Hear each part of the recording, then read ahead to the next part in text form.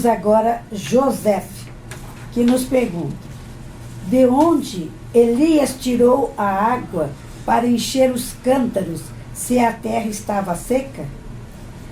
De que lugar saiu a água que Elias encheu os cântaros em tempos de seca? 1 Reis 18:34. Essa história aqui, vamos ilustrar para as pessoas que talvez não tenham muita familiaridade com a Bíblia. Elias era um profeta. E Elias estava aprontando muito contra o rei Acabe e contra a sua esposa. E num determinado momento, Elias subiu o Monte Carmelo, sozinho. E aí vieram 450 profetas de Baal para contrariar, para contraditar com ele. E Elias disse: eu estou sozinho aqui, são 450 profetas de Baal, mas Deus vai me dar força. Esse é o primeiro exemplo que nós temos, que esse texto está em 1 Reis 18:34. Elias diz assim: eu estou sozinho, mas mais forte é o que está comigo do que está no mundo. Eu não tenho medo de estar sozinho, porque porque Deus está comigo e Ele vai me dar força. E a primeira ideia que ele teve para destruir aquele pessoal do Baal foi esta: vamos pegar o sacrifício e vamos colocar o sacrifício partido em pedaços no altar de Baal. E vocês 450, vocês orem para que Baal mande o fogo para consumir as carnes. Olha que desafio. E os 450, que eram profetas de Baal, começaram a ficar em redor daquela carne, orando para Baal mandar aquele fogo, orando para Baal mandar aquele fogo, e Baal não mandava fogo nenhum. E o Elias era gozador, gente. Olha o termo. Elias era gozador. Ele dizia assim: grita mais alto.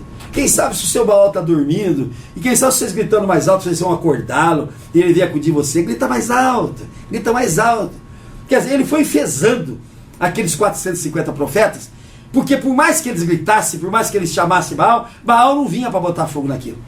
Aí eles desistiram. Aí eles falaram: agora é minha vez, agora é minha vez. Olha, vamos fazer diferente.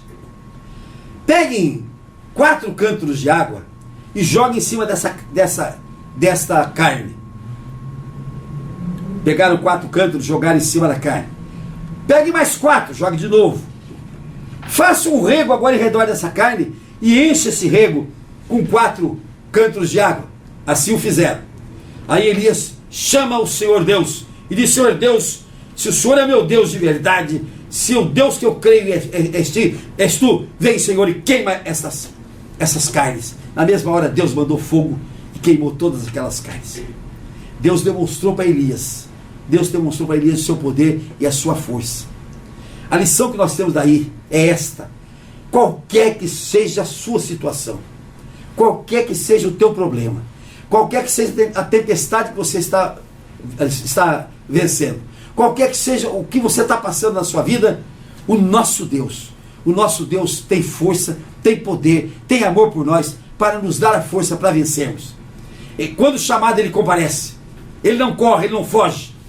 Quando chamado, Ele vem com o poder dEle para demonstrar o seu poder, para demonstrar a sua força e para nos livrar do vexame que nós estamos passando. Esta é a verdade. Essa é a lição que nós temos de tomar na nossa vida. Deus nos acode no momento em que nós o chamarmos, no momento em que nós tivermos fé. Porque quando Elias propôs esse desafio, foi um desafio de fé. Foi um desafio de fé que ele fez, crendo no poder, no amor e na força do nosso Deus. Agora você pergunta: de onde é que Elias tirou água, se naquele tempo a terra estava seca? Que era um tempo de seca. Era um tempo de seca que não tinha água. Não tinha água nos rios, não tinha água nos campos, não chovia. Aí você me pergunta: de onde Elias teria tirado esta água? Bom, se Deus fez o milagre de queimar as carnes, se Deus acudiu Elias, Ele também seria capaz de dar os 6 cântaros de água que Elias usou para o seu sacrifício. Mas digamos que não foi aí um milagre de Deus. Vamos ver o que é o cântaro. O cântaro é um vaso de barro. O cântaro é um vaso de barro que não pode ser tão grande assim. Por que não pode ser tão grande assim? Vamos dar um exemplo. Porque a Rebeca, que era filha de Labão, não é isso? Quando veio na fonte, ela encontrou os camelos do servo de Isaac, o servo de Abraão. E ela tinha um cântaro na cabeça. Será que aquela mocinha, aquela donzela de 18, 19 anos, ia carregar um cântaro, suponhamos, de 50 litros? Então eu acredito que o cântaro não podia ter o quê? De 10 a 15 litros? 10 a 15 litros, mas não tinha. Vamos na fonte, no poço de Jacó, em Sicar, que Jesus encontrou aquela mulher. Como é que ela veio? Veio com um cântaro na cabeça para levar água para casa.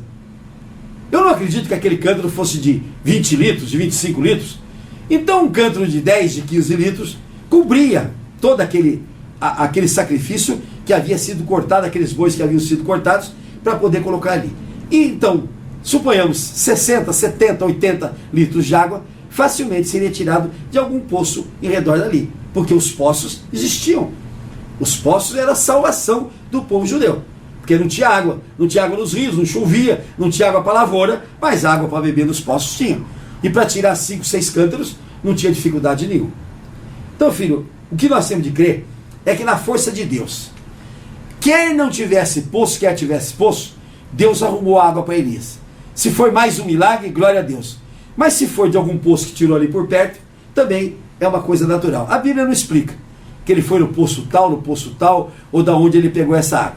Eu creio que, se não foi um milagre de Deus colocar os cântaros ali já para ter água, era algum poço perto, algum poço a alguma distância, que ele mandou buscar a água para que aquele sacrifício fosse queimado com dificuldade, porque colocando a água tenha mais valor o fogo que vinha dos céus.